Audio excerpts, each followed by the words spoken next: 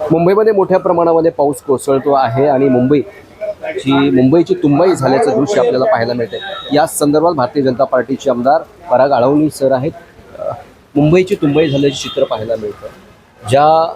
आम्ही तुंबाई होऊ देणार नाही असं म्हणून तुम्ही सत्तेवर आलात आणि आज दृश्य पाहिलं तर मुंबईची तुंबाई झाल्याचं दिसतंय। बघा, पहिली गोष्ट तर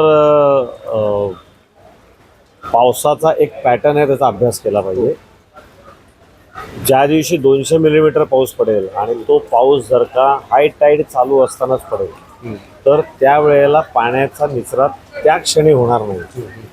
पाहणं हे गरजेचं आहे की हाय टाईड निघून गेल्यानंतर पाण्याचा निचरा होतोय की नाही। मी हे यासाठी दाव्याने सांगू शकतो। त्याचं कारण हे की तुम्ही तुमच्या ब्रेकिंग न्यूजमध्ये सर्वात वरती मिलन सबवे असायचं। गेली 10 वर्ष तुम्ही पाहिलं असेल की मिलन सबवेचा नाव, नवीन पत्रकारांना मिलन सबवे कुठे माहीत पण नसेल, पण एरवी पहिला पावसाची चाहूल लागली की मिलन सबवेच्या बाहेर ओबी व्हॅन असायचे। त्या काळात ओबी व्हॅन असायच्या, त्या ओबी व्हॅन येऊन उभ्या लागायच्या। पण आम्ही 15 वर्ष सातत्याने प्रयत्न करून मिलन सबवेचं नाव आम्ही ब्रेकिंग न्यूजमधून काढून टाकलं। आजच्या तारखेला मिलन सबवेमध्ये अख्खी मुंबई पाण्याखाली असेल तरी एक थेंब सुद्धा पाणी तुम्हाला सापडत नाही। मग हे कसं शक्य झालं? 12 कामं आम्ही आयडेंटिफाय केली। ती 12 कामं पूर्ण करायला आम्हाला 15 वर्ष गेली। मध्ये अर्थात 5 वर्षाचा गॅप पडला। आधी मी नगरसेवक होतो, त्यानंतर मध्ये गॅप पडल्यानंतर माझ्या पत्नी नगरसेवक झाल्या, तर त्यांनी तो प्रकल्प पुढे नेला। पण तरी सातत्याने प्रयत्न करून एक प्लॅन तयार करून त्याच्यावर सातत्याने काम करून मिलन सबवेचा प्रश्न आम्ही सोडवला। तसाच अन्य ठिकाणी सुद्धा निश्चितपणे सोडवला जाऊ शकतो।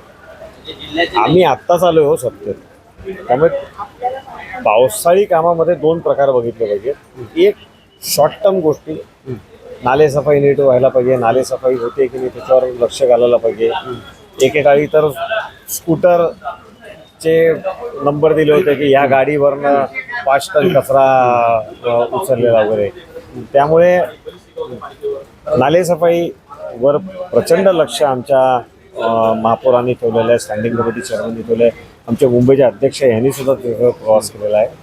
शॉर्ट टर्म कामं आहेत, पण निश्चितपणे आपण अंधेरी सभ्यता विषय केला, आपण आणखीन कुठला, या सगळ्या विषयांवर निश्चितपणे प्लॅन चॉकआउट होत आहे आणि त्याच्यावर लॉंग टर्म सोल्युशन्स जे आहेत त्या पद्धतीने काम करून मुंबईला पाणी साठण्यापासून दूर करण्याचं काम भारतीय जनता पार्टी करेल। मुंबईमध्ये ज्याप्रमाणे पाऊस पडला, ज्याप्रमाणे मुंबईमध्ये ज्या काही दुर्घटना झाल्या, तो अधिकाऱ्यांना निलंबित करून हा मार्ग सुटणार आहे का असं तुम्हाला वाटतं? नाही, बघा असं आहे, भीती तर राहिली पाहिजे अधिकाऱ्यांवर। आणि त्यामुळे ड्रेन उघडी राहत आहे, ड्रेनमध्ये आतमध्ये पडून समजा मृत्युमुखी पडतात लोक किंवा आणखीन काही होतं आहे, झाड पडून हानी होते आहे, तर कुठे ना कुठे अधिकाऱ्यांना असं जर का वाटत असेल की जसं आधी चालायचं तसं चालेल, तसं नाही चालणार, निश्चितपणे त्यांच्यावर कारवाई व्हायला पाहिजे। अधिकाऱ्यांची जबाबदारी आहे, त्यांच्यावर कारवाई व्हायलाच पाहिजे। मी त्या कारवाईचं समर्थन करेन। धन्यवाद, तुम्ही आमचे संवाद साधल्याबद्दल। हे होते भारतीय जनता पार्टीचे आमदार पराग आळवणी। मी गुणवंत दंग, DRV न्यूज, मुंबई।